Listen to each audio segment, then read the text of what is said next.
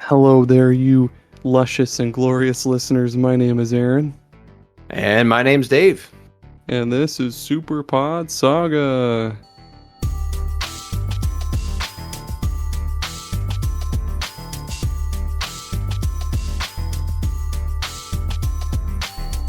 If for any of your first-time listeners, go ahead and pull up a chair, take a seat. We've got complimentary coffee and Oreos here for you. This is the podcast where Tommy and I pick a different video game topic to discuss each episode.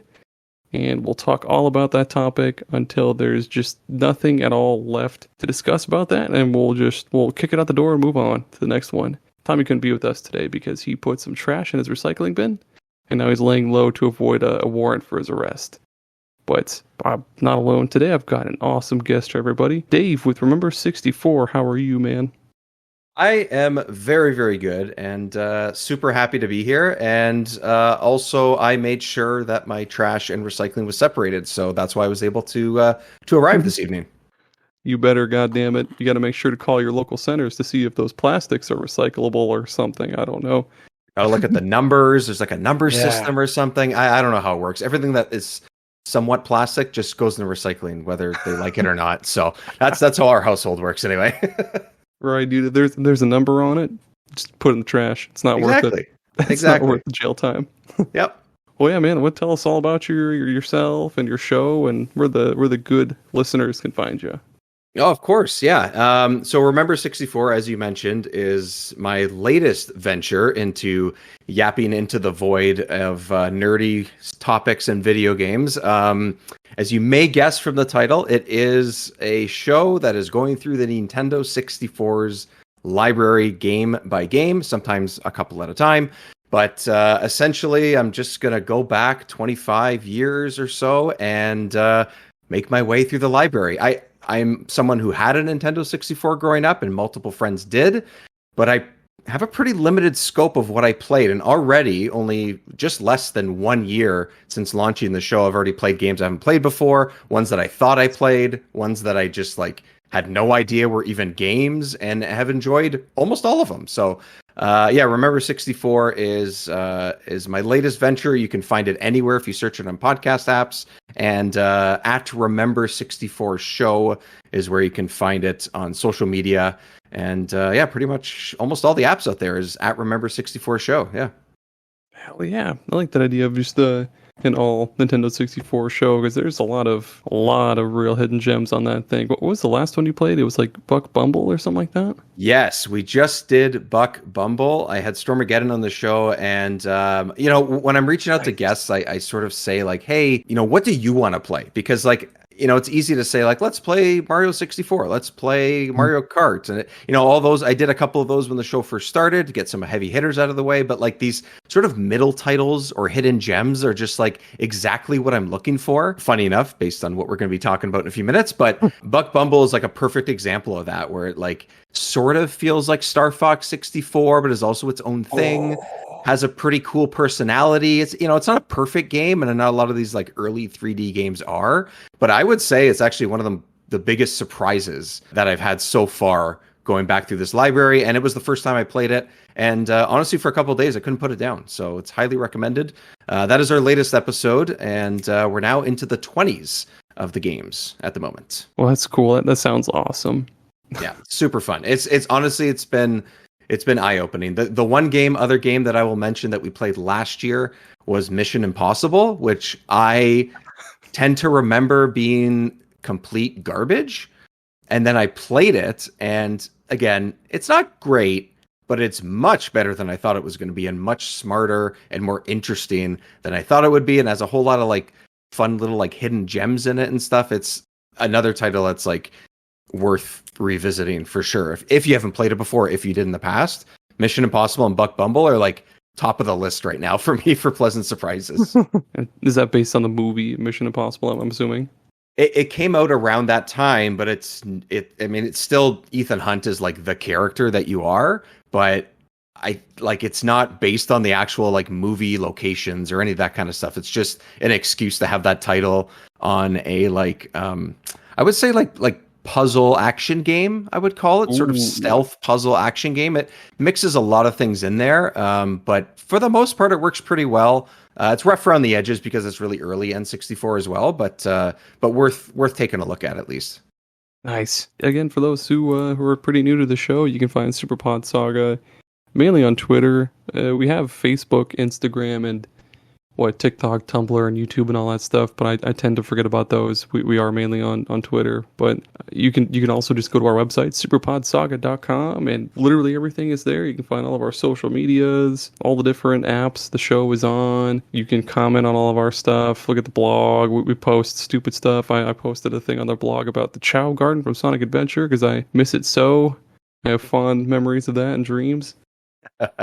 Yeah, what are we talking about today, Dave? I come into this talking a lot about the N64, but some of my friends who are also gamers call me Indie Dave a lot of the time because I seem to always have one or two, sometimes three indie games on my rotation that I'm playing, and that's been going on for a good 5-6 years now at least. And I think that as big as the indie market has gotten, as great as that is, because you can get more exposure to all these great, interesting games and ideas, I think there's a few out there, definitely more than a few, that are sort of hidden gems as well. So hidden gem indie games, I think, is where I think we're going to go with this. And, maybe there'll be a couple titles that people are going to hear or have heard from, but honestly, anything that we mention, anything that I mentioned for sure, like it's like a must play, whether you've heard about it or not. So yeah, indie hidden gems. Yeah, one of mine I feel like is a hidden gem because not a lot of people talk about it, but it was one of those Xbox Live games with gold. But God damn it, I'm going to talk about it anyway because people need to know all about it. But you are my guest. And what's you can go first if you like. Ooh, I am quite privileged. Thank you. I'm gonna go with before we get into sort of like the ones that I think a lot of people haven't heard of or may not have as much exposure. I'm gonna go with two that are pretty much my favorite indie games of all time. One of them, I'll start with first, is the reason why I'm into indie games, I think, in the first place, and that is called Thomas Was Alone. And that is a brilliant game by Bithell Studios. Anything that studio makes and Mike Bithell makes, I am there day one, just like I am with Supergiant Games, which are the people that made Hades, which at this point, I think everyone's heard of Hades. But Thomas Was Alone. The reason why it's sort of a hidden gem now is because I think it's like 11 or 12 years old at this point. But it's on pretty much every system you can think of, every console, every way you can play it. It's available. It's just a really, really touching, fun puzzle game that makes you care about shapes. And I'm pretty much going to leave it at that. And has really good writing, really great narration. And that's why I love indie games, is because of that. I think it started with that. I don't know if you've played it before or not. I've seen it before. Yeah, I remember seeing that on the Xbox One years ago. Yeah. And I meant to check it out a long time ago, but I never have because a lot of other stuff came out between then. Yeah, it's one of those games where you can sit with for just like, I want to say it's maybe a 3 or 4 hour game. Like, it's not very long.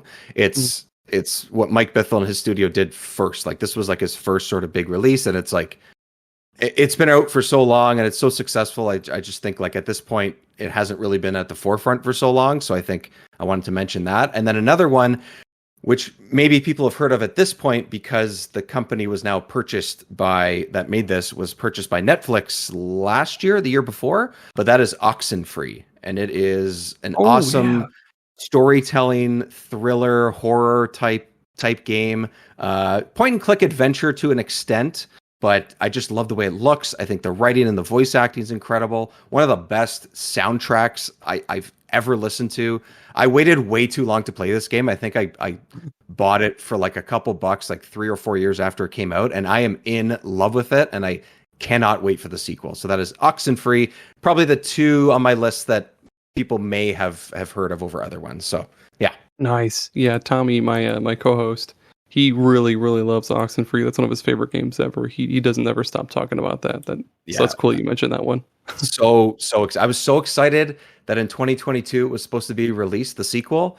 And like a lot of things over the last few years, it got delayed, but that's totally fine. It's like all these big titles are coming out even this year in 23, and it is still my most anticipated title just because I love that first one so much. I was looking at other games that Bithell Games has made, and they have this one on Steam called the Solitaire Conspiracy, and it's just a bunch of solitaire and shit, and it So looks really good. cool. It's Yeah. so good. It's like it's solitaire, but with like it's sort of like a versus solitaire, and it's Ooh. yeah. They basically made a new version of solitaire. That's essentially what it is. And there's like this sort of sci-fi story that goes along with it. It's a really cool game that came out a couple years ago. It's great. Where the hell? Where's the wish list button? There we go. There it is. Awesome. The first one I had is one that I discovered maybe I forget if it was last year or the year before, but it's still one of like the best indie games I've ever played. And Yoku's Island Express is what it is. Ooh, yeah, It's I've heard of this. I have not played that though. it's unlike anything else I've ever played because it's a Metroidvania at heart, but it's also a pinball game, which is really really cool because like to instead of just running and jumping like you would any other Metroidvania, there's little paddles and bumpers and shit all over the place, and you'll navigate your little beetle guy Yoku. He's the new mailman for I forget what the island is called. It's like Mokumana or something like that, and yeah, you got to get him around to deliver mail and flip him up with flippers, and he'll go through little tunnels and collect little bits of fruit, and he'll unlock different abilities. Like you get a vacuum that you use to suck up explosive slugs, or you'll get a what is it called? Little noisemaker to wake up sleeping guys, and there's just a bunch of other cool stuff. And then there's lots of little unlockables that you can find. Or, I shouldn't say unlockables. Lots of little secrets hidden all over the island, where like any other Metroidvania, I guess, once you get new abilities, you can go back to different areas of the island and find those cool little secrets and stuff. And it's a pretty short one too. It's about maybe like 6 hours. Okay. That's pretty good. Something like 6 or 7 hours, but it's lots of fun. There's some really good boss battles in there too that also make use of the pinball mechanics, and it's a hell of a time, dude. And it's usually on sale for pretty cheap. Like it's made by the people that developed, what is it called, Overcooked and a good bunch of other games. Oh yeah. Yes, it's on sale pretty frequently. I think when I got it, it was on sale for just $3, and it's the best deal. Other than maybe like buying 3 Arizona teas. It was the best $3 I've ever spent. I mean, you do get a Okay. lot of liquid with those teas, so fair enough. Yeah, you do, dude. I've heard about this game like multiple times, and for whatever reason, has never been sort of like, oh, I need to go and wishlist it at the very least, and I never have. Even at full price, only $20 on Switch, or at least it is in front of me when I quickly look for it. And I love the way this game looks, and I love that, like, similar how I just said Solitaire Conspiracy sort of did like a new sort of solitaire. This is like another way to have fun and new ideas with pinball, which is awesome. Yeah, and all the different characters are so cool. Like the mayor of the island, I forgot what his name is, and there's like the mailman that trains you. There's all sorts of really sweet characters on there, and the music is really good because there's all sorts of different little. There's like a snowy mountaintop area. There's like a volcanic area, and then there's just like beaches all over the place. So it's got like a tropical like island kind of theme to it. But Nice. it's so much fun. And yeah, I mean, if you want to pay full price for it, absolutely go for it. But it's on sale pretty frequently, so it'll be the best $3 or $5 you've ever spent. Whenever you buy it. Yeah, it seems like it's on pretty much everything. So at some point, a sale's going to come up. So, so fair enough. Yeah. I mean, that's the same with I think some of these titles that we're going to talk about. My next one, again, this is funny actually. It just happens to be at the top of the list. We're talking about stuff that is doing something new with a familiar formula, I guess you could call it, or game. But this one's new. It only came out, I want to say, in October or November of 2022. It's a pretty new game, but it's called Cursed to Golf. And it is, it's a roguelike side-scrolling golf game. That's essentially what it is.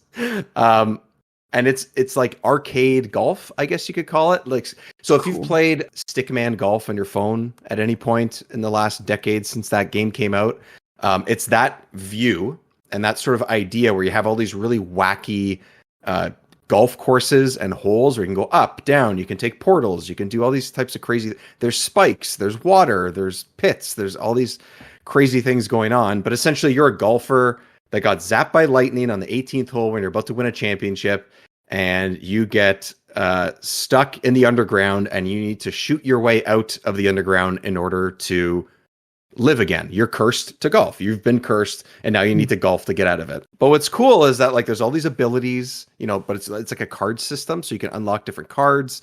You can do them where the ball will stop in midair and drop straight down. You can do it after you hit the ball where you can make it change direction. You can do one where it splits into 3 balls, and whichever one lands where you want it to land, you can play that one instead. But the most, I mean, not the most, there's a lot of interesting parts to it, but the cool part about it as well is that you're not trying to get like the best score. You're not trying to get -1, -2, get par, any of that kind of stuff. You start with, I think it is 9 shots, and you need to finish each hole within that shot amount. So you need to not be cursed or not die, essentially, to survive and get to the next hole. But along your way, you can hit like little statues that add +2 or +5 or +1 to your total, so that you can extend your life essentially in that hole, and then it resets every hole that you get. So, and every time you die, you take a little bit of currency stuff back with you. You take cards that you unlock back with you, and then you start all over again. And all the holes look different, just like roguelike games do. It's super fun, has tons of personality, looks really great. The writing is super fun, great music. It's a great time, and it's like the newest one on the list of stuff I'm talking about here. And I think it's great. Curse to Golf is highly recommended, and I think I played it on Switch, I believe. So that's a good place to have it too. So yeah, that one's also been on my wish list for a long time. Yeah, it's sweet. It's sweet. It's pretty new, so finding it on like a super sale or whatever is less likely. But I think either way, you can. I found myself like losing a hole, for example, like not surviving and being like, I knew I could have done that, and then I go on and play like 5 more holes, and there goes 2 hours of my life. So it was a lot of fun. I had a blast with it. Oh yeah, I'm not usually a big sports guy, but there's something about golf video games that I can't help myself. Yeah, I don't know what it is about it. The whole like Mario Golf stuff, like I had pretty much all. I love those games. The 64 one, the Game Boy ones especially. I played the hell out of those games. And this isn't quite that, but you get that sort of like cartoony, arcadey feel to it as well. It's golf is just an excuse for them to do like a really cool roguelike idea, and I think they somehow it actually works. Golf and roguelike games somehow actually works. I don't know how they did it, but they did it. Nice. Oh, and it's published by Thunderful, who also develop published the ever awesome Steam World series. That's awesome. Yes, and the Steam World series is great. Yeah. Yes, that's like one of my favorite series ever. Yeah, dude. they're so good. God. Yeah. Well, not speaking of Steam World, here's another. I swear I didn't pick these because they're almost the same, but the next one I had was a game called Beast Breaker, and it's another almost pinball kind of game, and it's pretty different. It's like a turn-based pinball monster fighting kind of thing, I guess. But so the main character you play as, he can equip different weapons and different abilities that'll kind of affect what he can do on his turn. Because basically it'll be like you'll get a certain number of turns, and then the enemy will do something. But basically the enemy has all these different all these different points on their body that that can be broken if they take a certain amount of damage.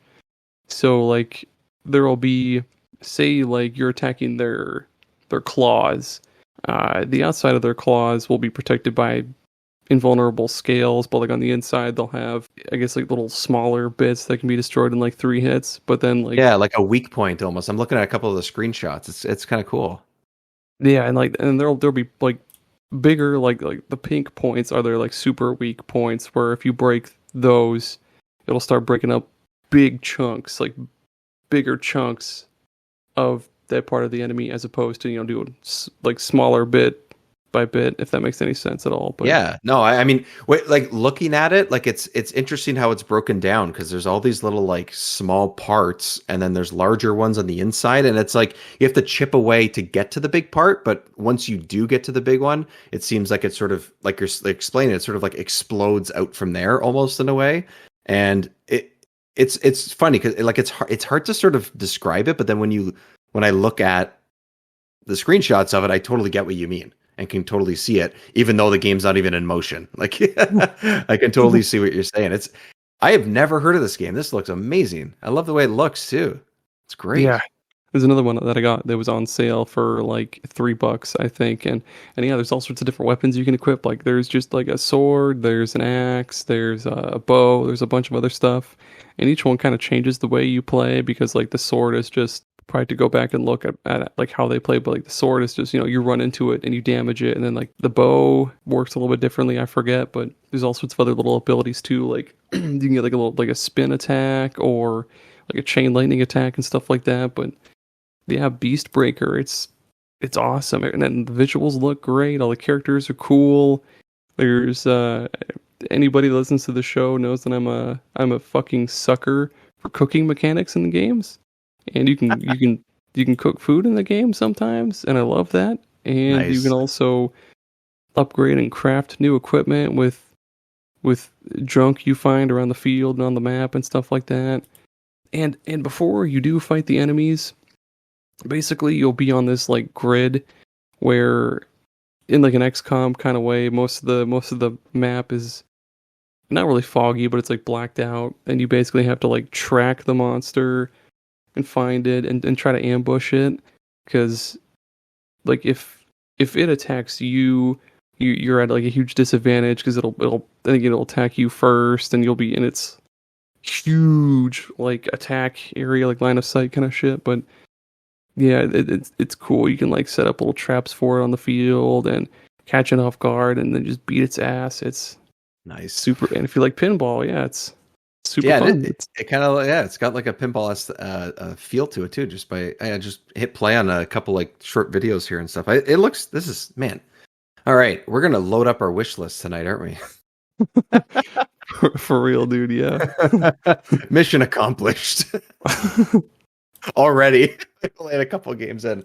Oh man. Okay, so my next one was my game of the year for 2021. I absolutely loved this game. Indie games often are my favorite. It's just they always do something different. It was again this year an indie game, but this is one I heard almost nobody talk about, and I just loved it from start to finish. It is called Unsighted. And Unsighted is seriously like it's got a mix of a bunch of different genres in it. It's like a twin stick shooter in a way. It's an adventure game.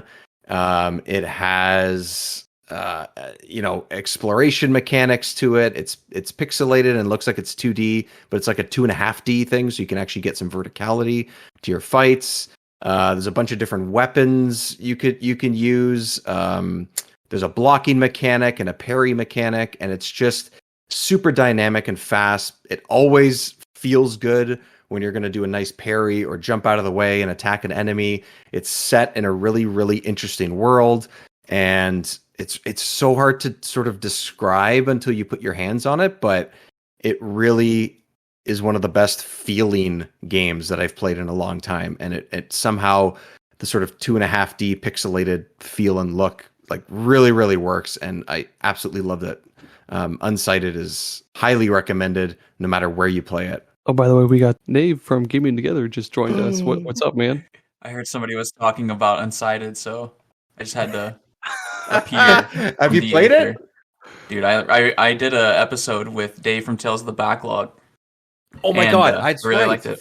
From like last year or something. I listened to you guys talk about that. That's right. Yeah, I was randomly like I was in the Co-op Podcast Network, and you guys were like, "Hey, does someone want to quickly jump on?" And I was like, the first thing I did, I didn't even read what it was about. I just went and looked in here, and I was like, "Oh no, am I gonna join this recording mid-recording?" It's all good. It's all good. So It's all good, okay, dude. so yeah, so I don't know if I described Unsighted properly, but I absolutely love this game. It was so much fun, and you played it too, I guess, right? Oh yeah. It's really interesting because that's not really my type of game.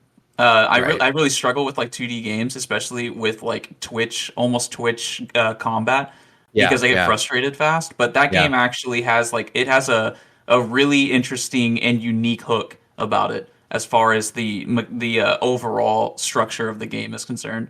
Yeah, yeah. So the overall like structure, I was a little bit frustrated with the way they did it because it makes the game extra difficult.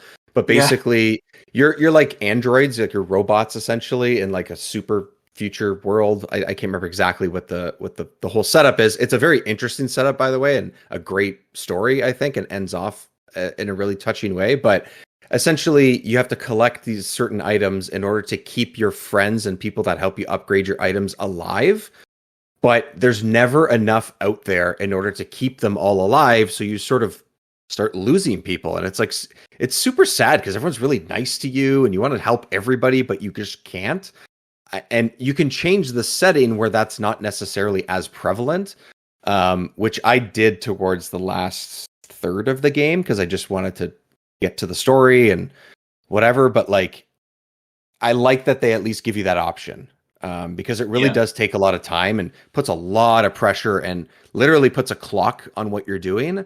And I'm not sure that playing with a clock is really my favorite thing, but I do think it's still an interesting idea of what they did. So yeah, that's kind of cool. But in N64 terms, you're either an Ocarina of Time person or a Majora's Mask person. You know what? That's very, very true. There we go. That's kind of how it is. You're right. Well, shit. Did you have one for us, Nave? Let's talk about Signalis. This is my number one, Ooh, technically. nice.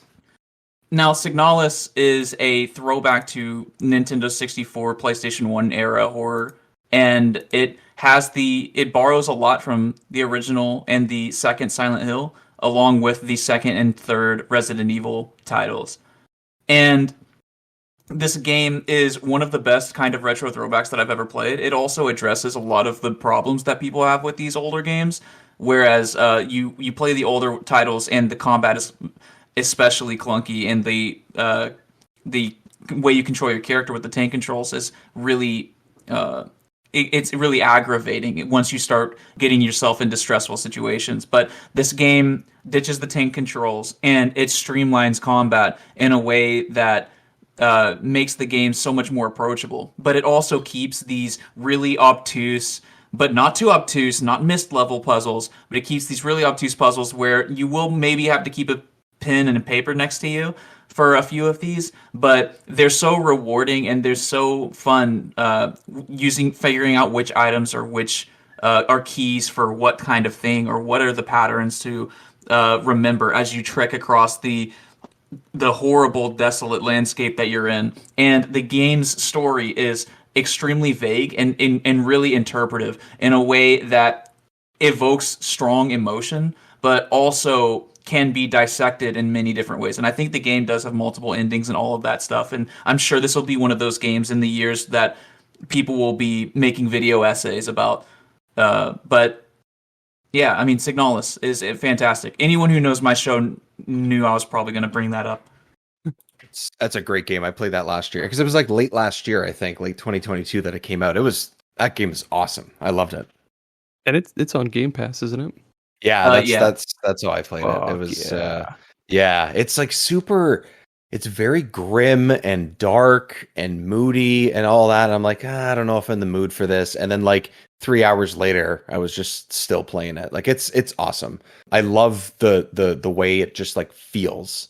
And it's it's a horror type action game like you said, but I don't think it's like full of all these like crazy jump scares or any of that stuff. It just has a really good Yeah. vibe to it, and I appreciated what it was doing. And like you mentioned, the changes between like its inspirations and what the gameplay actually like feels like in Signalis. I think those changes make it an extra special title. I think so. I'm with you on that. And it does take a lot from like when you play Silent Hill 2, I think there's genuinely only like one jump scare in that game, right? And it's like a totally optional thing you could walk past with the or maybe I'm thinking of Silent Hill 3, but there's a bathroom with the stall closed, and as everyone knows in these games, you rub your face on the wall and press A on everything to see if there's anything you can interact with. And you interact with these stalls, and none of them open. But as soon as you leave the bathroom, something slams really hard on the stall, and you go, and you run away because it's the only time you ever get scared that way.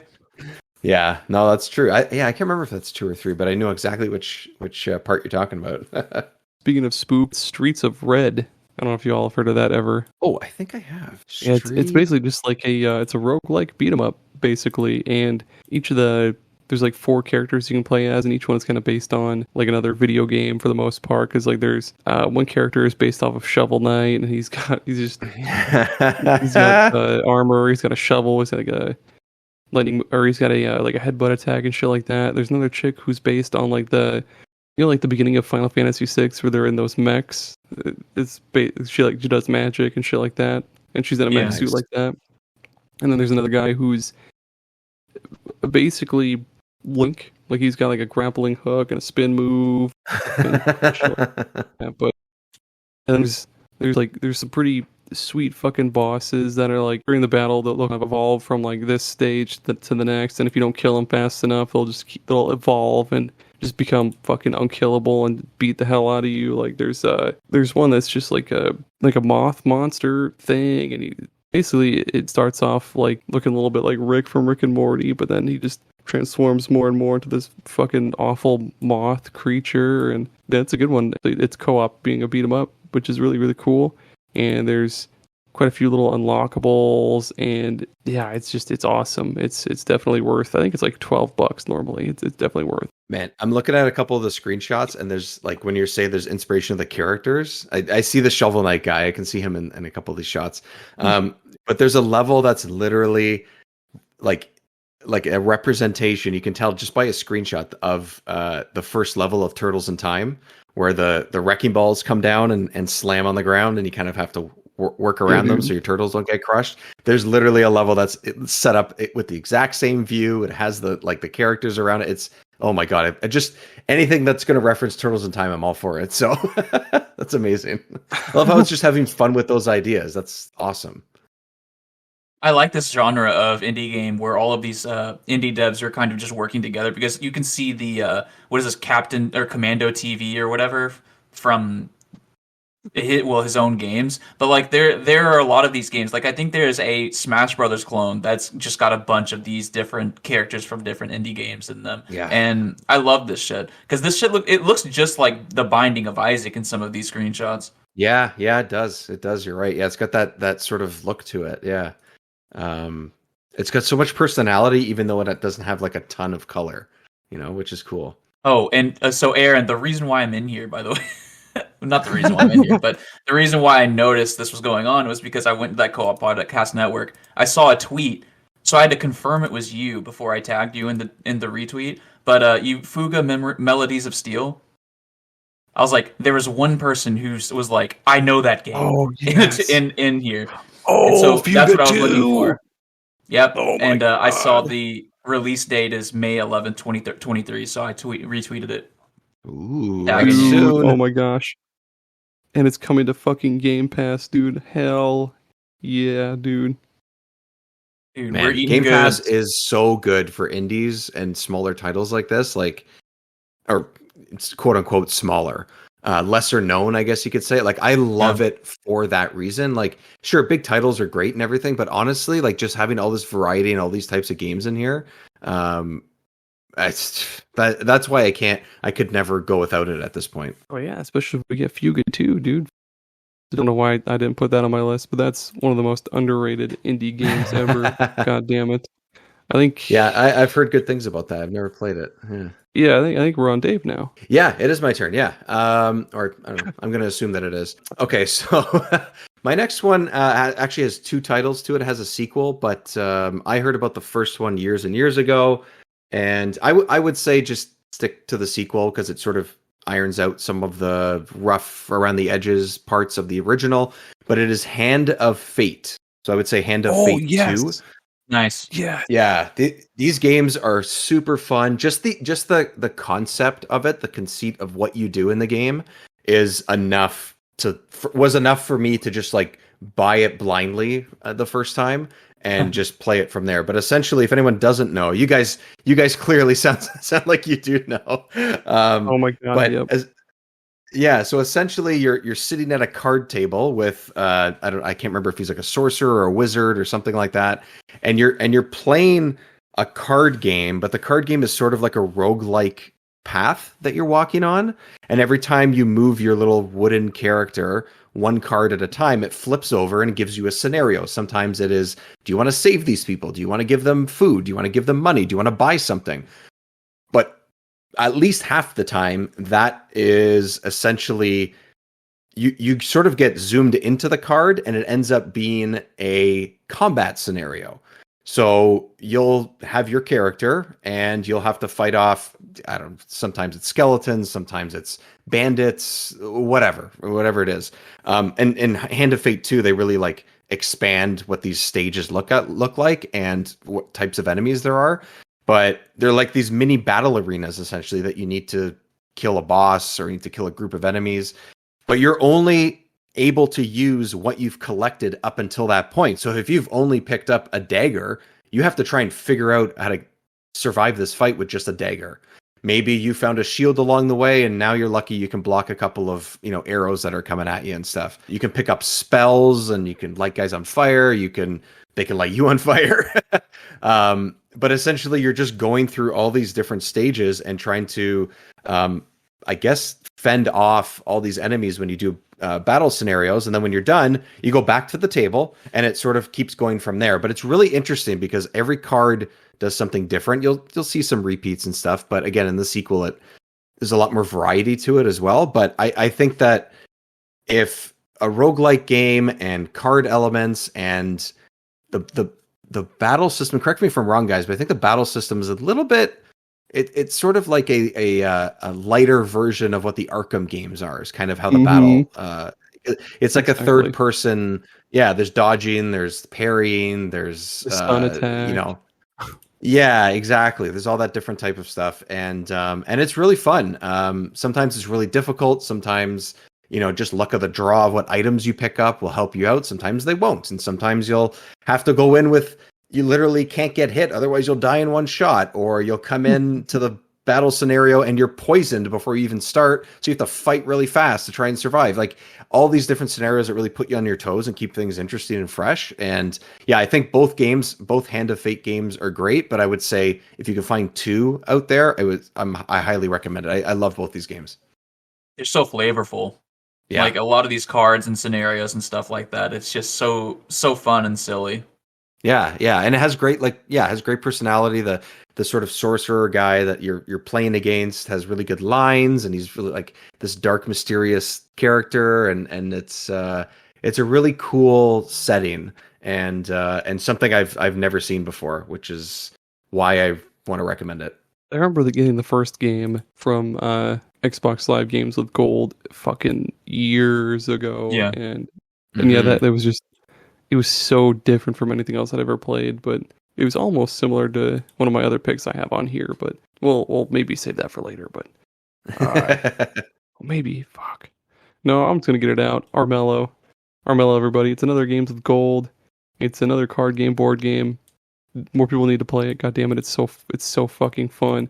Have either of you guys ever heard of or played Armello? I have. I've heard good things, but I have not played it.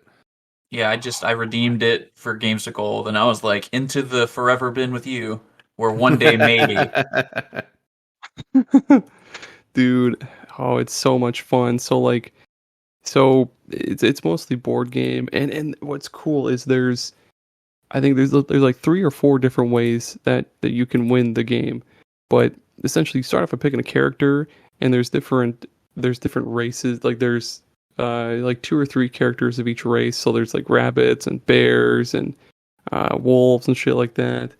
And each character has their own like special ability. Like there's like a thief rat. I forget what his ability is. There's There's the archer wolf lady who, like, before combat will deal 1 damage to anybody she fights, and then there's all sorts of other cool shit. And then basically you'll go through the map or grid or whatever you want to call it, and you'll capture settlements just by moving over them. You'll capture a settlement which will give you gold every turn, and then you use that gold you use that gold to activate cards. And then there's also like, then there's just like, there's, what are the card types? There's equipment. Those cost gold to equip. There's spell cards that cost magic points. There's some other type of, I think, traps or something like that. And there's a bunch of different kinds of cards, and you'll unlock more cards as you go through the game as well too.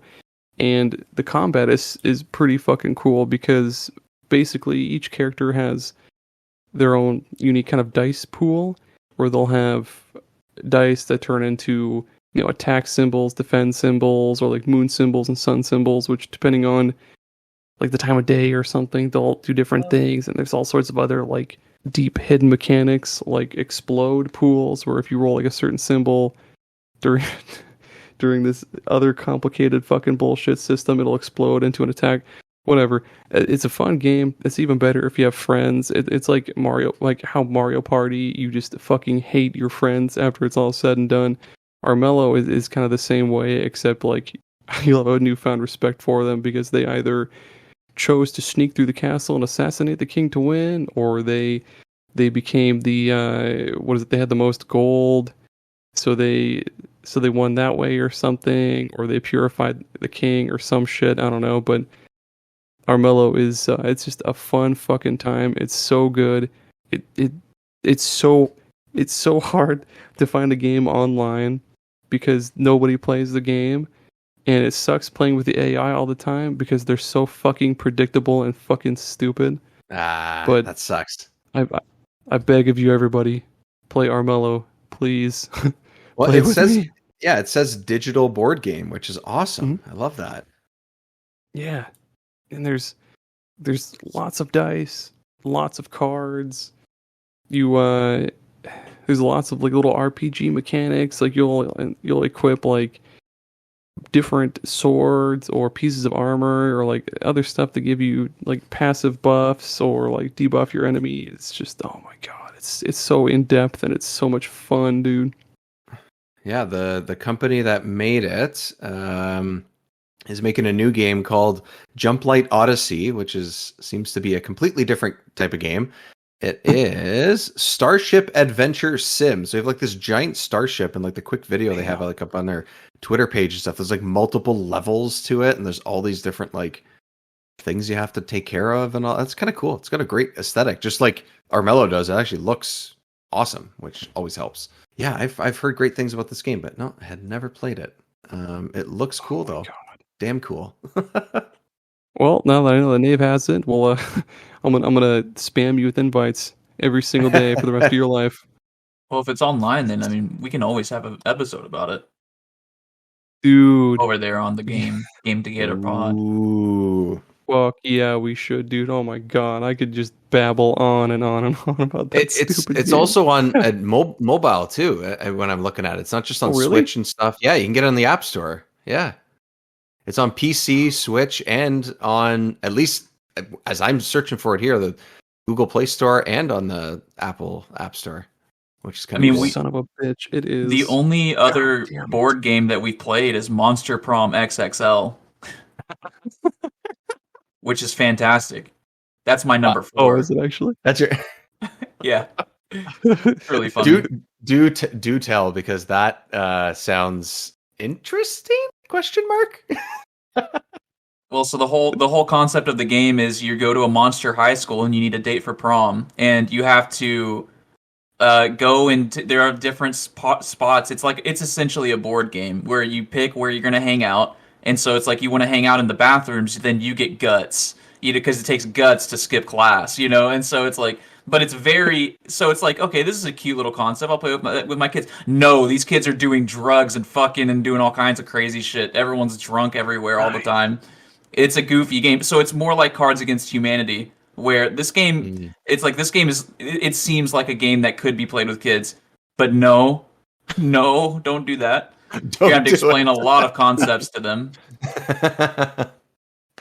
But the game actually is pretty funny, especially because my co-host at my show, he's a lot more straight laced than me, and a lot of the jokes got him. So, but his daughters were watching, and he's like, "Get out of here! You can't watch this." Not for you. Get out! Holy shit. Yeah, but it is By a the neat way- little game. We are about halfway through. Do you fellas want to take an ad break? Of course. Let's do it. Okay, we'll take an ad break. We'll be right back. Today's episode is brought to you by Bamboo Toothbrushes. No, please give a hoot. Don't pollute. I don't know. That's a good one.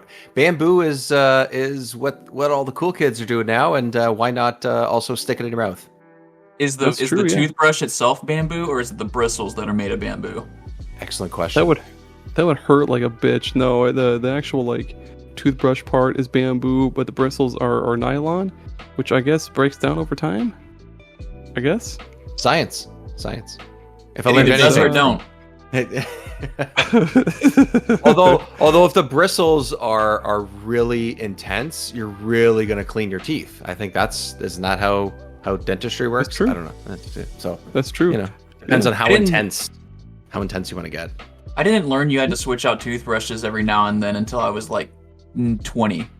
So I was just Same. using like one toothbrush for like 9 years, and it was just a rock. It's I'm all like, man. smashed down and shit. Like the bristles are all smashed. They get calcified, man. They're fossils. You're fossil. You pull an Indiana Jones. That belongs in a museum. And one day I was Yeah, brushing dude. my teeth and peeing at the same time because, efficiency. And I accidentally dropped my toothbrush in the toilet.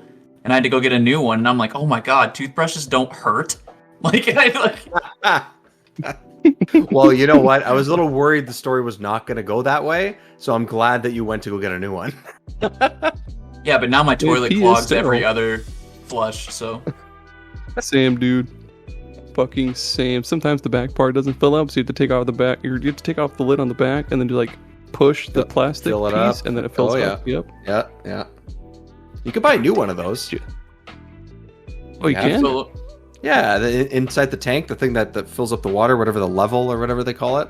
You could buy another one of those. Yeah. Yeah. Oh well, shit. Hey, this If- episode brought if to you by that- Toilet Levels. And Sorry, also go ahead. toothbrushes that hurt. That's two. Yeah. my co-host Philip, he made a YouTube video like 16 years ago where he broke his handle off his toilet, and he was like, I'm gonna make a tutorial on how to flush a toilet without a handle. And like he's like, if you break your handle, I know what you're thinking. How am I gonna flush my drugs? And he opens the toilet up, and he's like, no, it's just a pickle. Anyway, you gotta go.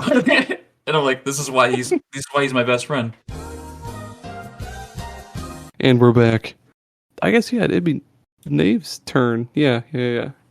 Let's talk about the Stanley Parable.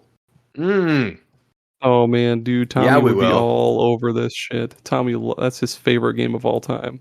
Oh, Here's wow. to you, Tommy. Where is Tommy? Rip Tommy. As we said in the beginning of the episode, he put trash in his recycling bin, so he's laying low to avoid the warrant out for his arrest.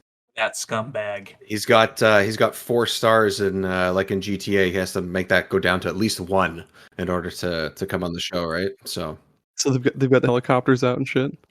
yeah, the choppers are out. The cop cars are just driving like maniacs. Like this is like GTA 3 style. Like it's probably like that. Fuck, dude. Here's to you, Tommy. We're with you in spirit, bud. What Yeah, did I say? Stanley Parable. Oh yeah, Yeah. the Stanley Parable. That game's pretty good. You'd be surprised how many people don't know the Stanley Parable. Because I was talking about, it's like, oh wow, back when it's getting re-released in the Super Deluxe Edition or whatever. Which everyone, if you've played the Stanley Parable and have not played the newest edition of it, go play it. It's essentially the Stanley Parable 2. Don't let it fool you with it being the same fucking game for like 25 minutes. Just play through a couple playthroughs, and then it's gonna give you some new content, and you're gonna love that new content. Video Game Donkey just made a video about this shit. Don't watch it though. Don't you fucking put your mouse down, put your phone down. Stop. Unless you're going to buy the Stanley Parable. Go play the game first, because it's only funny the first time. It's only funny the first time you experience a lot of these things. But this game will blow your mind. If you don't know what I'm talking about, this game is essentially a walking simulator before walking simulators existed. It was a mod originally for Half-Life 2, or probably maybe it was Half-Life 1, I don't know. And essentially it is a thought experiment about the mirage of choice in video games. And it really is probably one of the first real meta experiences that I've ever had on Steam. It is on consoles now and everything, so go get that Super Deluxe Edition and laugh your asses off. The developers of this game have thought of fucking everything.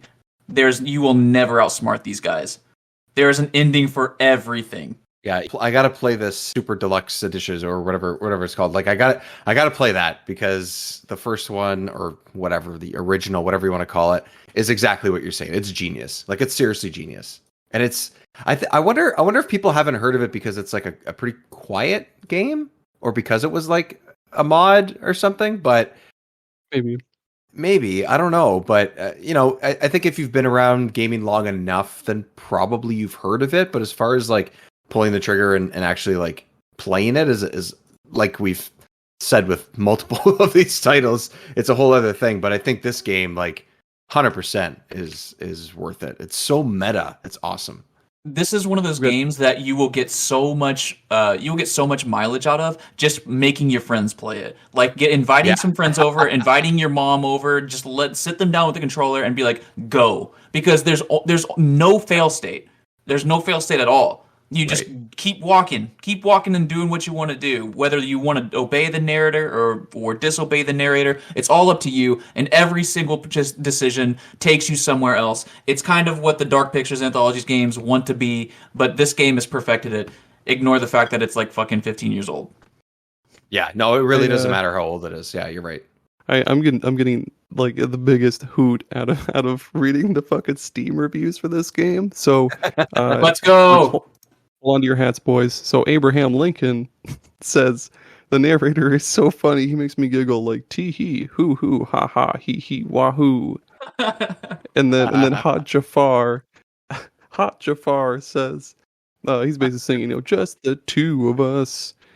We can make it if we try. Basically, yeah, he's Terralol. He says narrator hot. He gave it 4 stars.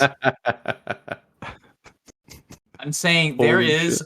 Aaron, have you played the Super Deluxe? No, I haven't even played the original one. I've heard Tommy talk all fucking day about it, and I've seen other playthroughs of it, but I've never played it before. You said you've played the original? No, I have not. I've just heard Tommy talk about it a lot. Well, you specifically, I will buy this game for you, like right now. But so just for Dave, I guess there is a new ending in the extra content where at some point he starts looking at the Steam reviews of the game. It's so fucking good. Oh man. Yes. Oh my god, it's so good. Yes. That's cool as fuck, dude. That is so meta. I like how the developer name, by the way, is Crows. Fuck yeah. I'm pretty sure it's just called hot. It's called Hot Gas or whatever in every other edition, but if you're on the Steam version, it does say Steam reviews, but it's so funny. That's so good. Man, it is such a smart game. Like I love that they've I think you're right. They've thought of everything, and that's why this game is special. Like it's so hard to explain, but like they have, and it's amazing.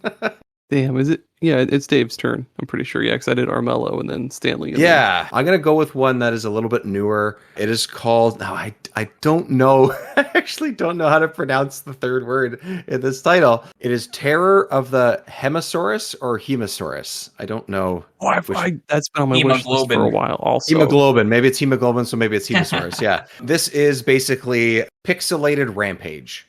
The Rampage games. That's almost exactly what this is. I wouldn't say that it is that. So if you played Rampage, don't bother with this. I think this is on a whole other level of wittiness. Like there's actually a story here.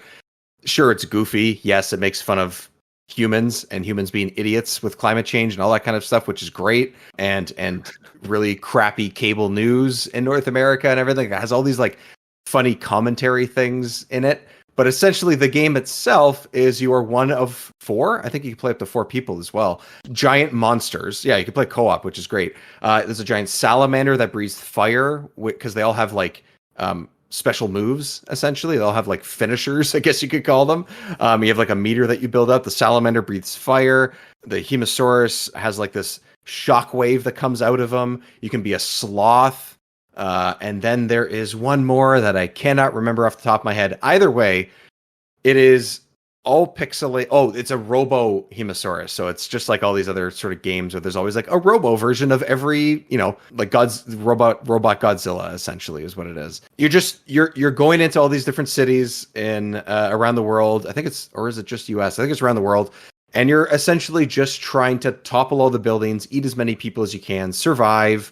But the reasons of why they send you into these cities is hilarious. They're like, we're trying to teach people a lesson that they can't take climate change seriously. All right, well, this is what happens if you don't. You die, and then you have to topple a bunch of buildings and just kill people. It's so funny. It has like it honestly, it feels like an SNES or NES game with the way that the sound is, the music, the presentation, but it plays really modern and plays really well.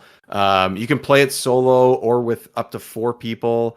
And it's Rampage. It's not like Rampage games where there's like 110 levels or something per game. It's much shorter than that, but it's really worth your time if that's is like an itch that you want to scratch. You just want to domino some buildings over and see some flames and hear some pixelated voxels and things like that just explode. And there's a lot of really fun things you can do with it to create like combos essentially. And it like builds up your meter so you can use your special move more often. It's super fun. It came out in December, so it's really like a month and a half old. It's great. It's great. Cool.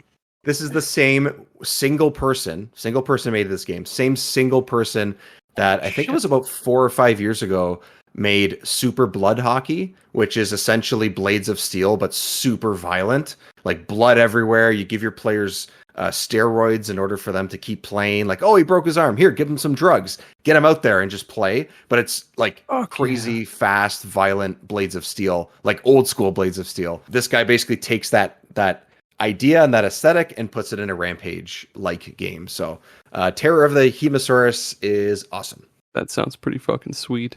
So my next one it's pretty new. It's called Luck Be a Landlord. It's only on Steam right now, I'm pretty sure, but it's the goofiest fucking thing. So it's entirely just a fucking slot machine, and it's played out like you just moved into a new apartment, and in order to pay for your apartment, you just constantly make money on this fucking slot machine, and every time you pay your rent will go up, and you'll have to keep going and going and going. Basically, there's I forget how many levels there are or whatever, but yeah, after you start off with pretty bare reels or whatever you want to call them, but after every spin, you'll pick a new symbol to put up there, and different symbols do different things. Like you'll get a chick that has a 10% chance to turn into a chicken.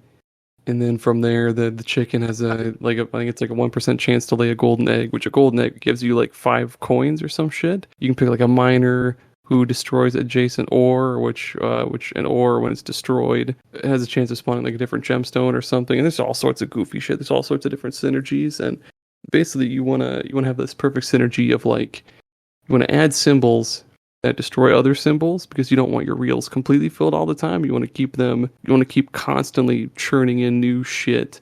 So like you'll have a monkey destroy any adjacent coconuts or bananas, or like have the cat destroy adjacent milk or some fucking stupid shit.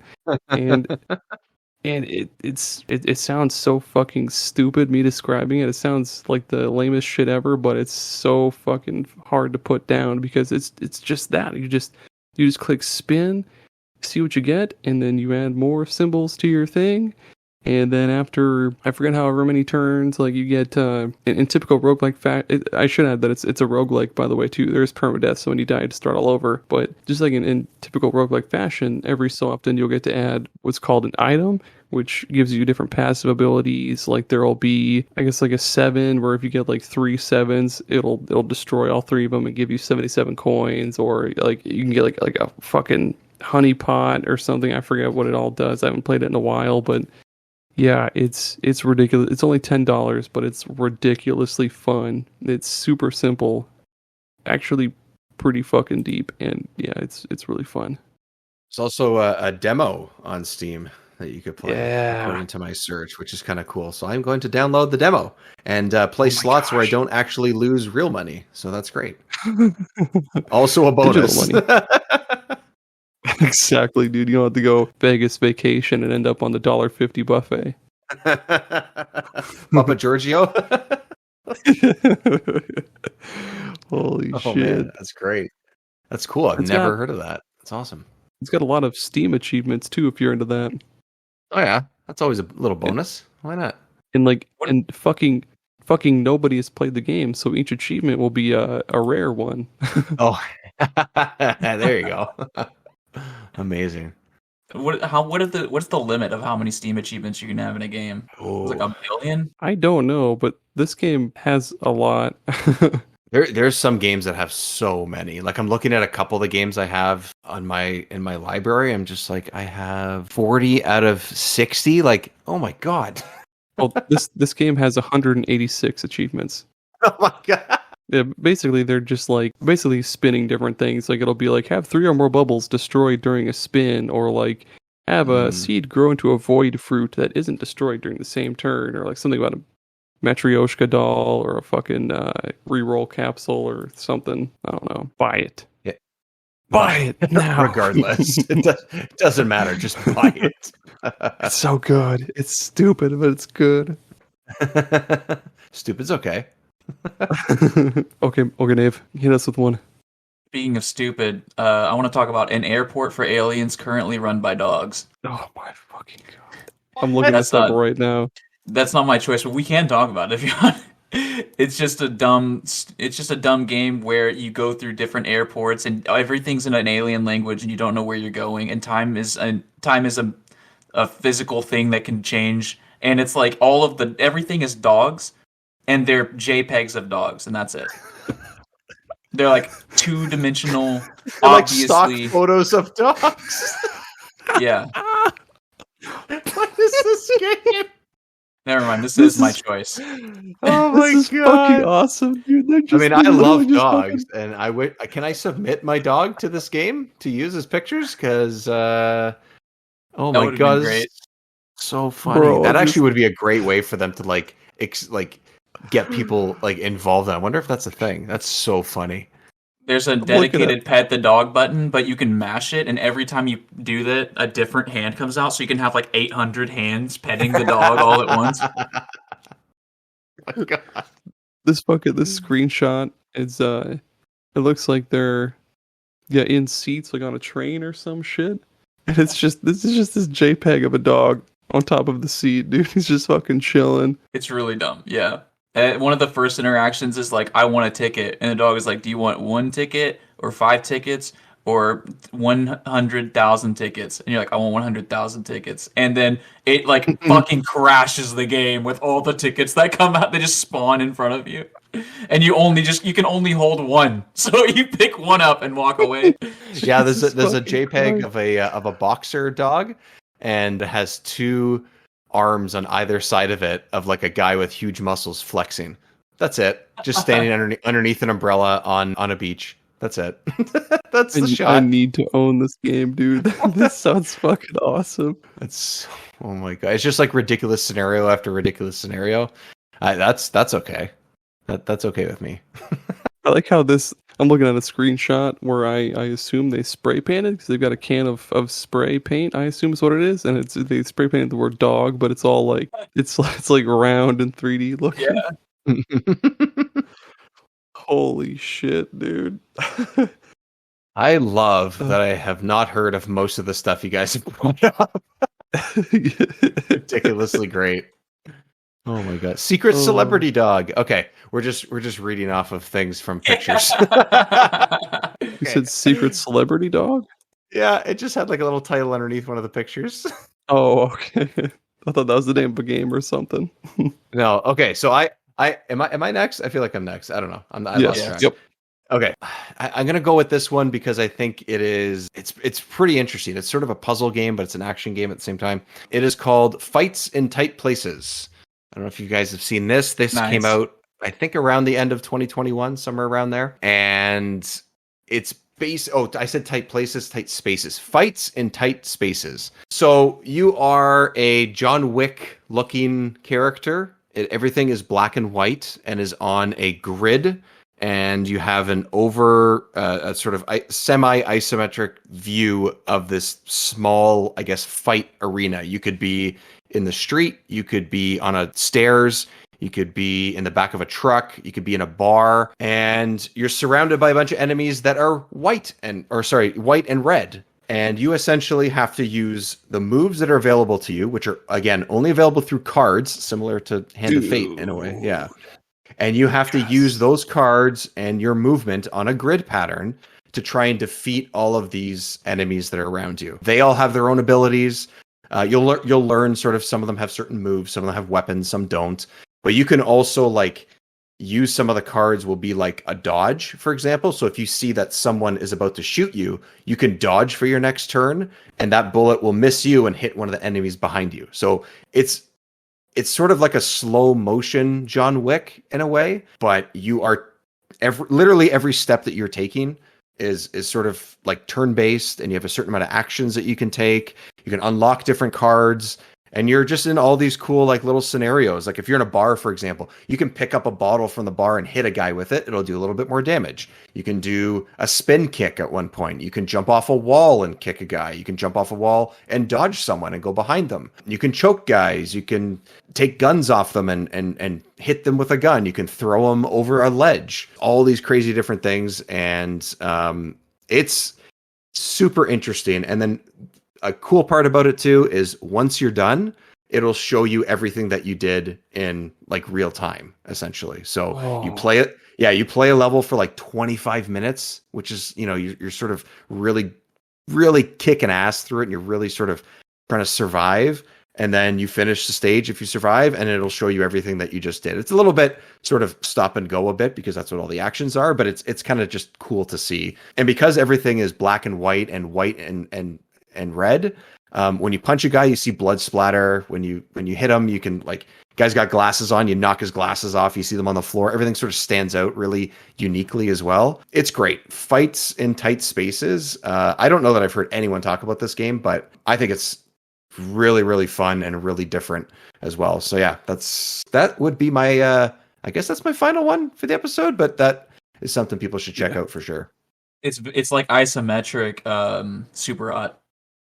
Yes. Okay. Yes. Oh, damn it. Super hot. Exactly. Like it has almost the same aesthetic as super hot, except like less, I guess, voxel or pixelated, whatever that style is. Everything looks like I think they may have even mocapped people to get the motion. Like it's really, they look really, it looks really real or feels really real and everything. So, but yeah, very, very much a look and feel of super hot mixed with John Wick. And honestly, you can do even more than you can in super hot. Although that's part of the charm in super hot as well, is that like things are very simple, but also complicated. So, also play super hot. Excellent game.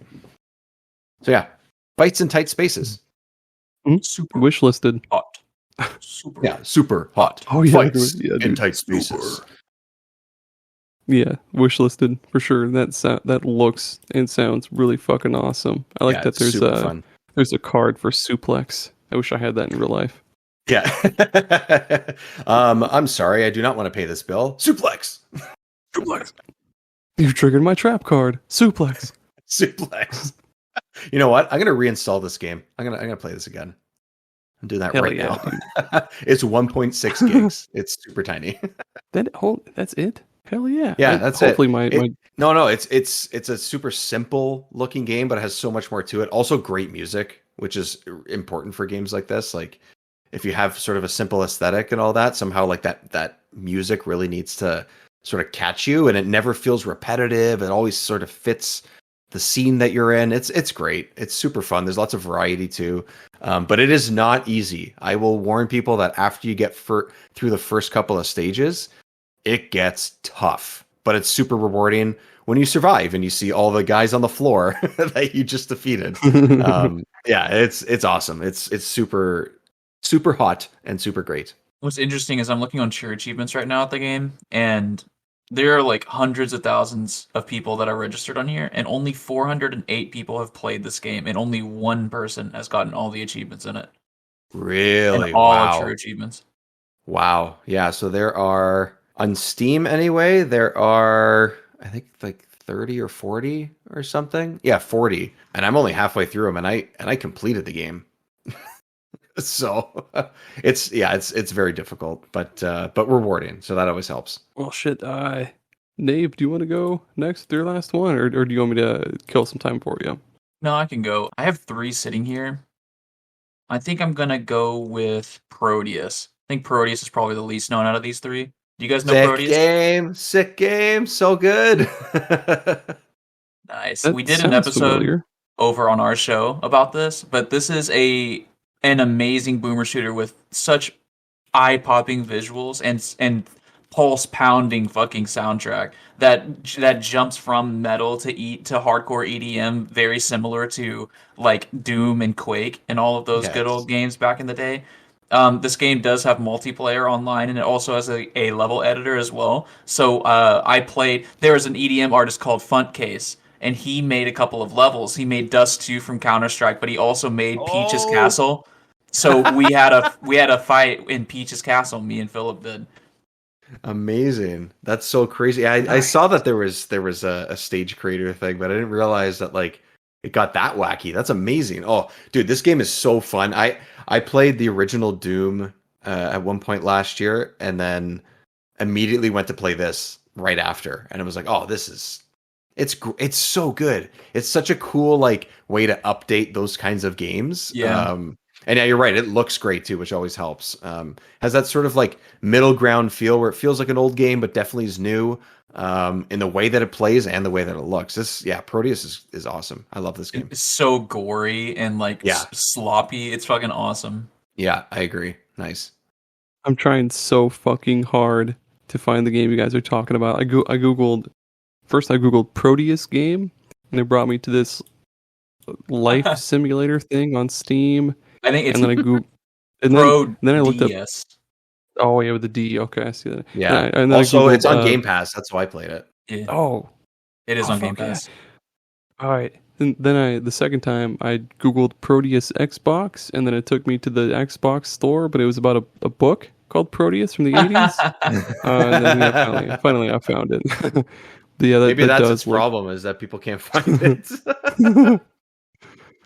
Holy shit, that does look fucking sweet. Yeah, it's intense as hell. It's great. And it's multiplayer online through the whole thing. And there are people playing it. I mean, there were people playing it a few months ago. Fuck, man. Yeah, you went on a really good last one. Mine's just Sky Rogue, dude. It's like roguelike Star Fox, basically, but definitely not no What? Proteus. I have Yeah, not dude, seen look, this.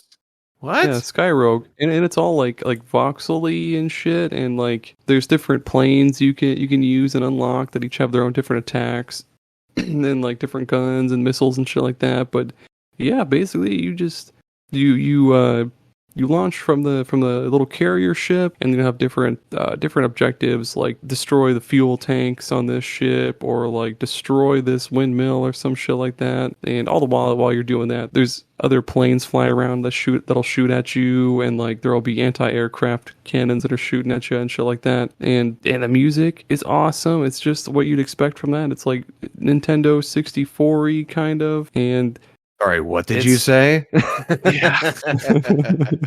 I was hoping you Yeah. catch that. It looks Dude, like those. and You ever see those demakes that people make, like Bloodborne demake, and it looks like a Yeah. Ace Combat demake. Yeah, oh, that's a good Exactly. way to put it. Yeah, nice. And it's just so much fun, dude, because you just cruise around, and I mean you could just cruise around and take it all in, and just like blast some guys to bits, and then it's so quick, like it doesn't waste your time at all. Like you launch your aircraft, you go blow up like fucking 4 things, and then bam, you're on to the next level, and you can use your money to buy upgrades between levels. And yeah, it's on. I know for sure it's on Switch. I don't know about anything else, but it's definitely worth your money. It's on pretty much fun. everything now. It's crazy. Yeah, it's on Xbox. I Ooh. see it here. Yeah. $20. Man. You said roguelike, Star Fox, and I was in. So, oh, this is Yeah, crazy cool. I bought that a long time ago on Switch for when I still worked at the office, and I would play this all the fucking time. I don't remember getting very far because I would just like goof around mostly. I would just shoot and die, and then I would just like accidentally because the Joy-Con drift on my Joy-Cons was really bad, so I would Oh no. accidentally like loop-de-loop too hard, and then fucking just fucking nosedive into the water and die, or like, yeah, I would just die all the time because my Joy-Cons suck. But One does not simply loop-de-loop too hard. I mean, you can barrel roll if you really want, but loop de loop is a whole other thing. that's true. That is, yeah. Yeah, this is going on even just on Xbox, only $20. Yeah, this looks great, man. Love a good flying game. Love a good flying game every once in a while, and it has good combat and everything. I am in. I'm in. Yeah. And there's no slowdown. Like the frame rate is pretty slick throughout the whole thing, even with just a bunch of other missiles and planes and shit flying around. It's all slick and fast, and yeah, it doesn't waste your time at all. It's great. Yeah, it looks really cool. Looks really cool. I have 2 honorable mentions. All right. You guys. What a coincidence. What a coincidence. So do I. Yeah. Actually, I could probably have like 19, but You get to pick 2. okay, I'm going to go with one that has a very similar look, actually, to Sky Rogue, which is why I'm going to go with this one first. It's called Art of Rally. It is... I've heard of that. Yeah, it's a top-down racing game, a rally game. Essentially, it looks like you are playing a diorama of a racetrack, but everything's based on time. So you're not racing with other cars. You're just doing the tracks on your own, different vehicles, different locations. You're going to go to Africa. You're going to go to Europe. You're going to go to South America, Asia, all these types of things. And it looks very, very simple on the just at a quick look, but it handles really not complicated, but really sort of semi-arcadey realistic. You hit a puddle and you're going too fast, your car might spin out. You're going too fast around a turn, you're going to fall off a cliff. You're going too fast through a gravel area, you might spin out. It's all about sort of how things feel. And Art of Rally is just a really, really fun game. It was on Game Pass, sadly, within the last month or two. It was taken off of that. But I would say take a quick look at it and watch a trailer and listen to the amazing music that comes along with it, because it has an amazing soundtrack. And highly, highly recommend it. One of my favorite racing games of all time at this point. I absolutely love it. Nice. What's your second one? Or no, wait, no. We'll go around. Nave, go ahead Sure. with your first honorable mention. I want to shout out Darkest Dungeon. Yes. Oh, okay. Darkest Dungeon. I'm hitting with David this whole time. But, Darkest Dungeon is sadistic. It is abusive. It is so fun. This game is a turn-based role-playing game where you keep and manage a party of 4 different characters procedurally generated. You can name them whatever you want, and that makes it even more cruel when they die. And you go and you... and they will die. They will die. They're going to die. Don't get attached to anybody. You use these characters and you delve into the dark dungeon and you try to get out of there alive and with your sanity intact. And this is one of the first games where there's a sanity meter. And so this is such an interesting mechanic. The more stressful the game gets, the darker the dungeon gets, the less light you have, the more scared your characters become. And then once that meter fills up the first time, they either overcome their fear or they succumb to it and they get an ailment. And that ailment is something you have to play around for the rest of the map, essentially. And the game has a really cool settlement area where you manage your characters' stress levels and try to help them unwind. You buy characters, make weapons and stuff like that. With the whole goal of ascending to the darkest point into the dungeon, which is it's impossible. I've never done it, but this game is great. I was just gonna ask, have you ever beat this game? Oh no. It's always one really painful wipe that makes me go, okay, I have to put this game down for a while. Yeah, I have on my Switch alone. I have this on Steam as well because I got it, I think, just after it released on Steam, and then I got it a couple years ago on Switch because I'm like, I got to take this game with me. It's actually really good on Switch. I would say controls with the mouse and keyboard are definitely easier than using like a controller or something, because there's lots of like click this icon and that character and whatever, right? But on Switch alone, I have 170 something hours on this game, and I don't even think I've come close to the end. And yet I've told my wife about this before, because she's noticed like, oh, you're playing that again. Oh, you're playing that again. And this is over the course of the last like 4 years. It's always installed. I never uninstall this off my Switch. And I'm just like, yeah, I don't know what it is about this game, but it always whoops my ass at a certain point, whether it's 10 hours in, 5 hours in, 20 hours, like whatever that campaign allows me to survive. And yet I still keep coming back. Always. I don't know what it is. It just beats the shit out of me, but I love it. I don't know. It is incredibly well made. Yeah, it's really, really. I mean, it's easy to feel like you're overwhelmed and your whole party just gets wiped. But I also don't know that I feel like it's cheap either. I think it's still fair at the same time. But because it's so difficult, I don't know. There's something about it where I'm just like, I know I can do it. I know I can do it, and then I can't.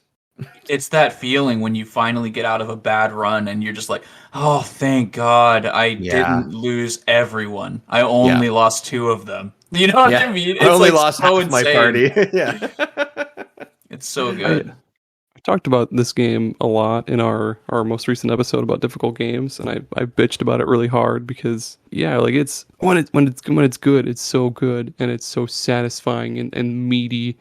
But then when it's bad, like it's really bad.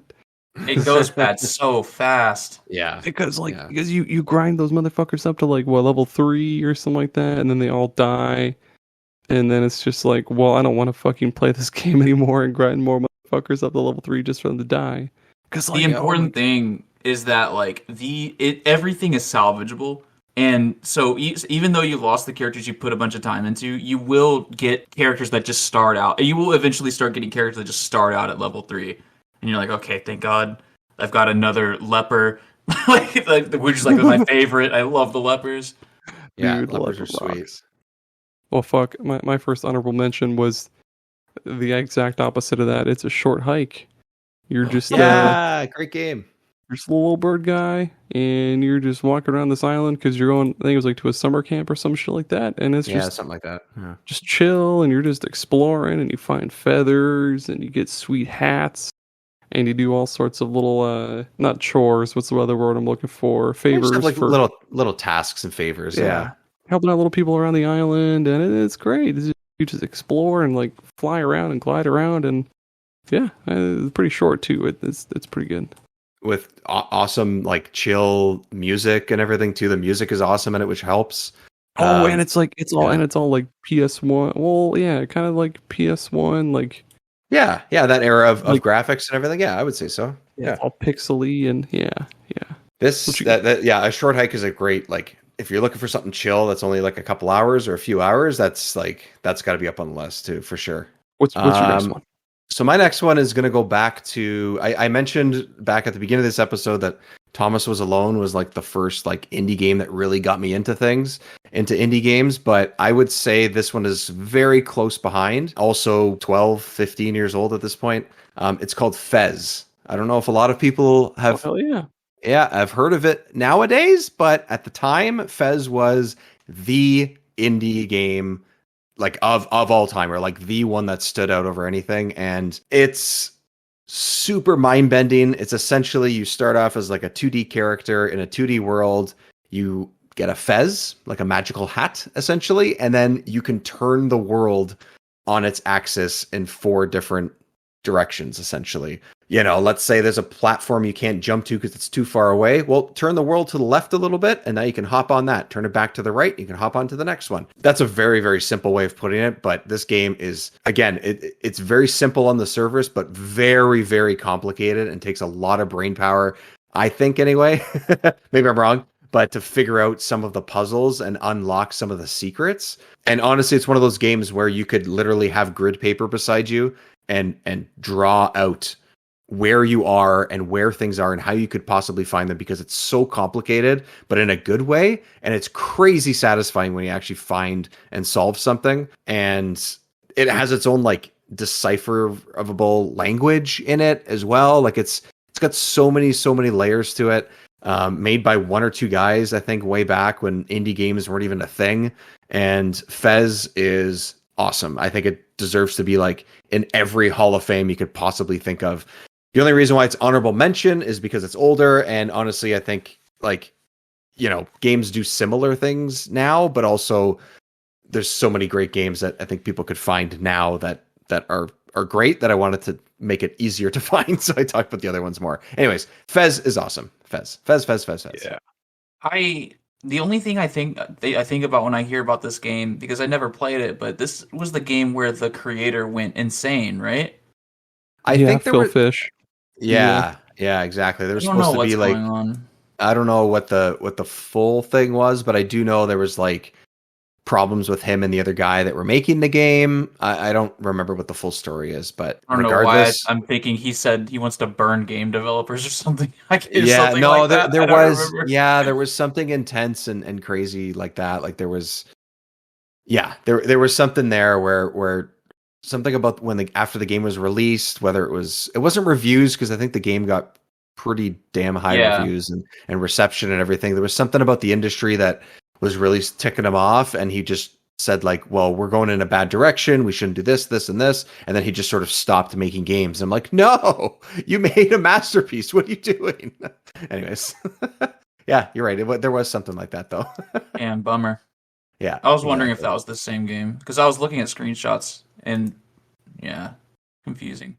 Yeah, puzzle platformer essentially, but a very, very deep one, even though on the surface it looks like it's not at all. It's great. Also, again, great music. Well, speaking of great music, my second honorable mention is going to be Cult of the Lamb. Nice. Now, Hell yeah. okay, thank God. I was like this whole time I was like, wonder if I'm going to say one that they've already talked about. That'd be a bummer. But Cult of the Lamb's music's so good that I got the double vinyl coming in the mail, I think sometime mid-February. Nice. Yeah, And so great tunes. this game is it's really great if you like roguelikes. We've talked a lot about roguelikes. Roguelike and the indie genre kind of go, they interlace fingers Yeah. erotically even. And so Cult of the Lamb is very similar to The Binding of Isaac. I would describe it as The Binding of Isaac meets not Animal Crossing, but Harvest Moon. Let's say Harvest Moon. Easy. Yeah, I'd say more Harvest Moon. Yeah, that makes sense. So half of the game is a dungeon, like a dungeon crawly Binding of Isaac roguelike, where you're running around shooting, stabbing, fucking doing all kinds of things in that dungeon. And whenever you leave, you have to manage your cult made of different animals that you find inside of the dungeons, and sometimes bought from this spider that tied up the thing. But we don't talk about that guy. It's really cute because you get to customize and you get to name all of your characters, and it does have Steam or Twitch integration, where I think you can make different followers name the characters as well, or make them how they look. So there are some people I was watching stream, I got to put my own OC in their game. But I absolutely love naming things. It's one of my favorite things to do. Is just whatever off the top of my head. So I loved running around and seeing Chris Chan and Arson and Billy Mays here and stuff like that, just running around worshiping me. It's pretty fun stuff, and it has a pretty robust upgrade system and like technology tree, kind of Age of Empires style, where there is an end game and you do reach it at kind of a quick pace if you're into that side more than the roguelike side. But the game is competent on both fronts, and it looks awesome. The art style and aesthetic are amazing, and the soundtrack is awesome as well. So it is just a very chill vibe while you're doing some very violent things to people who don't deserve it. Nice. And that goes right into my next one, because I was going with Ape Out. Oh, yes. Oh my God, I forgot about this game. It's so good. Sorry, go ahead. Go ahead. Yeah, basically Hotline Miami, but with a gorilla. But yeah, at the beginning of each level, you break out of a cage, and you basically just have to find your way out of whatever building you're in. But there's people hunting you with shotguns and like flamethrowers and shit, and you can like shove people, and they'll just fucking melt into this fucking pile of blood against the wall, or like you can you can grab just people like explode. exactly, yeah. Or you can like grab people or like doors and shit like that. Use them as like a shield against people with the guns. And there's almost no mechanics to it, but there's a lot of strategy to it. Because I mean, you have to find your way around all of these people while not like getting their attention or anything like that. Or like when you do get their attention, you have to panic and figure out, oh, how the fuck do I get out of this shit? And all the while too, yeah, there's like it's just like the chillest like old timey jazz music, and it's I was and just at gonna times say the craziest part is this like wacky, not wacky, but it's sort of like improvised jazz almost yeah in the background. So like you'll start a level like you said, and if you're sneaking around so that people can't see you yet, it's really light. It'll be like tapping yeah on the cymbals or whatever, and then when something happens where you get people's attention, it just like ramps up. And like every time you were like, let's say you grab a door like you said and you throw it against someone, you'll hear like the cymbals crash in the background, dude. and it like matches up the music for some of the actions that you do, and you really feel like you're like moving with the music, and the music's moving with you. And that was like my favorite part. It was just like crazy jazz that feels like it's improvised, and like I don't know where they came up with that idea, but somehow it just fits so well. It's yeah, and there's a lot of different unlockable levels that you'll get. Gosh, dude, it's so much fun just being just a violent, angry ape, just blasting dudes apart. And yeah, it's so much fun. It's so good. And an easy pick up and play one too, and it's not super long. Like it's maybe a couple hours, which is fun too. Which 100% worth playing this game too. It's awesome. Oh man, I totally forgot about this. Yes. Oh, now I want to reinstall this. So this is another Devolver Digital joint. I wonder how many of the games we talked about were Devolver Digital, because Cult of the Lamb is. Cult of the Lamb is, yeah, exactly. Also, for the achievement hunters out there, one unobtainable one. So be careful out there, boys. Oh, all right. For Ape Out or Cult of the Lamb? For Ape Out. Oh, For escape subject for arcade. For some reason, it doesn't work. Makes me sad. Crazy. Oh, that fucking sucks, dude. It only affects me. But well, fuck, man. That's it. That's every single indie hidden gem there is. There are no other indie hidden gems. Easy for you to say. Jeez. But yeah, somehow, if there are more out there, feel free to get a hold of any of us at Superpod Saga or superpodsaga.com. Hit us up. Tell us where we can find more of your indie hidden gems. What about Dave? Where can people find you and hit you up about anything or indie hidden gems? Yeah, easiest way. You can find my personal account at Dave Petro on Twitter, but really it's a mix of games and stuff that's not game related. Anyways, Remember 64 Show. That's the easiest way to find me if you search that on any social media. You know, there's a couple of us that are on the podcast, but I run the account, and that's where you can find me. The wonderful Nave over here was on the show a couple times, and we had a good time playing through a couple of N64 games, which was great. yes. Hell yeah. We're gonna have we played Turok, but we got to play Turok 2 soon. That's gonna have to come up sometime this year. Oh, I can't wait for the fucking bat signal for that game to show up. It's on the list. I literally have it on a list of something that is going to happen this year for sure. Nave, even though it's your like third time on the show, where can people find you? You can find me on Aaron and Tommy's Super Podcast Saga. This is where my new home is, apparently. But I'm one half of Gaming Together, a cooperative podcast where we talk about multiplayer games, and I run the Twitter over at Game Together Pod. And we have an Instagram where we share memes and funny videos where I'm screaming and Philip's trying to shut me up. But I'm screaming too loud. I can't hear him. Somebody stop me.